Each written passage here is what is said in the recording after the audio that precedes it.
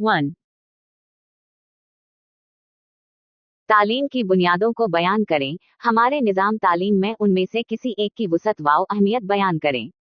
Explain the foundations of education. Describe the scope and importance of any one of them in our education system.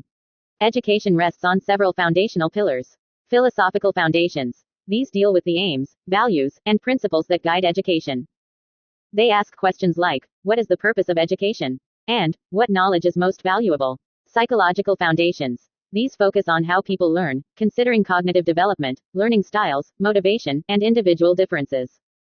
Sociological foundations. These examine the relationship between education and society, including how education transmits culture, promotes social mobility, and addresses social problems. Historical foundations. These explore the evolution of education, studying past educational practices and their impact on the present. Economic foundations. These consider the funding of education, the economic benefits of education, and the role of education in workforce development. In Pakistan, the sociological foundation is particularly important. Given the diverse social fabric and challenges related to social inequality, education is seen as a key tool for social reform, national integration, and economic development. It aims to empower marginalized communities, promote social justice, and bridge the gap between different social classes. 2. Explain the importance of the philosophical and religious foundations of education. Philosophical foundations. Philosophy provides direction to education by clarifying its goals and helping us understand the nature of knowledge, truth, and values. It encourages critical thinking and helps us develop a coherent educational philosophy. Religious foundations. Religion plays a significant role in shaping moral and ethical values, which are essential components of education. Religious teachings often provide a framework for understanding right and wrong, and inspire a sense of purpose and meaning in life. Both are crucial for holistic development, shaping not just intellectual capacity, but also character and values. 3. Why are philosophical and religious foundations necessary for the educational process? Explain. Philosophical and religious foundations are essential because they provide a framework for determining the aims and objectives of education. What kind of citizens do we want to produce? What knowledge and skills are most important? They help in the development of a curriculum that aligns with those aims and values. They guide teaching methodologies and pedagogical approaches.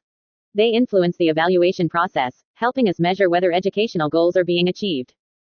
They contribute to creating a positive learning environment that fosters intellectual curiosity, ethical behavior, and social responsibility. 4. What is meant by philosophy? Explain any one of the four philosophical systems.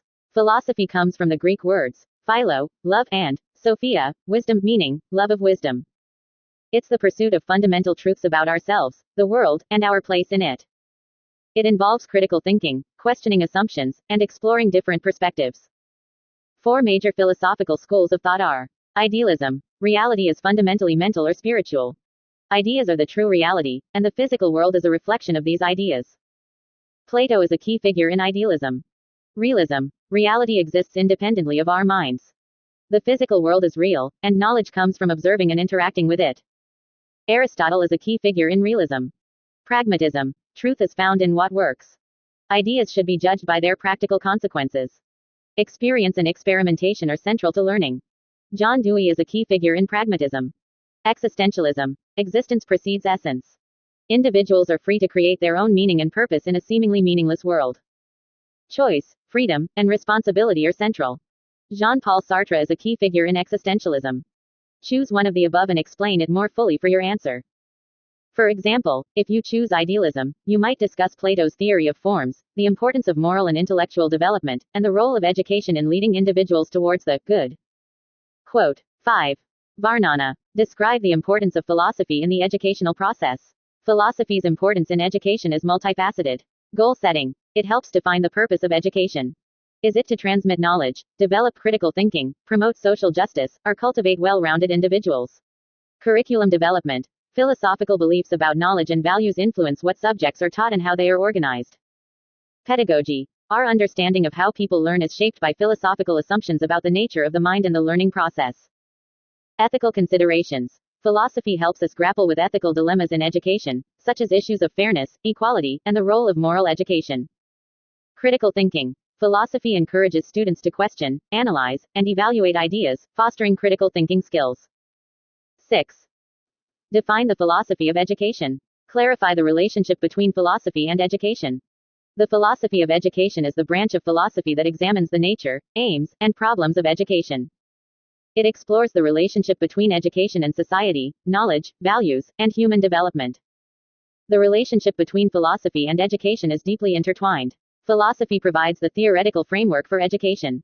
It offers different perspectives on the nature of reality, knowledge, and values, which inform educational goals and practices. Education is the practical application of philosophical ideas. Philosophical concepts are translated into concrete educational programs, curricula, and teaching methods. 7. Varnana. Describe the educational characteristics of naturalistic philosophy. Naturalism emphasizes the importance of nature in education. Key characteristics include learning through experience. Direct interaction with the natural world is seen as essential for learning. Child-centered education. Education should be tailored to the child's natural development and interests. Emphasis on science. Scientific knowledge and methods are valued. Focus on the present. Naturalists tend to focus on the here and now, rather than abstract or spiritual concerns. Physical activity and health. Naturalists recognize the importance of physical development and well-being. 8. Critically review the philosophy of realism and materialism. This question requires a more in-depth discussion. I'll give you some points to consider for your answer. Closing parenthesis. Realism. Strengths. Emphasizes the importance of objective reality and empirical evidence. Promotes a systematic and disciplined approach to learning. Weaknesses. Can neglect the subjective aspects of human experience, such as emotions and values. May oversimplify the complexity of the world. Materialism. Strengths. Focuses on the material world and its laws, providing a basis for scientific understanding. Weaknesses. Can lead to a reductionist view of human nature, neglecting the role of consciousness and free will. May struggle to explain moral and aesthetic experiences. 9.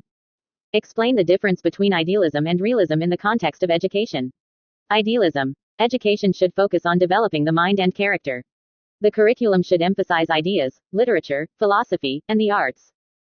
Teachers should serve as role models and guides. Realism. Education should focus on providing students with knowledge about the real world.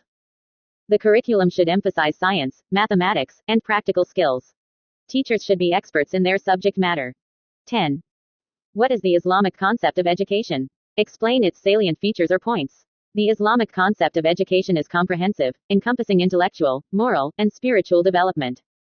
Key features include Tawhid, oneness of God. All knowledge is ultimately derived from God. Integration of knowledge. Sacred and secular knowledge should be integrated. Moral and spiritual development. Education should cultivate virtuous character and a sense of responsibility to God. Social responsibility. Education should prepare individuals to contribute to the well-being of the community.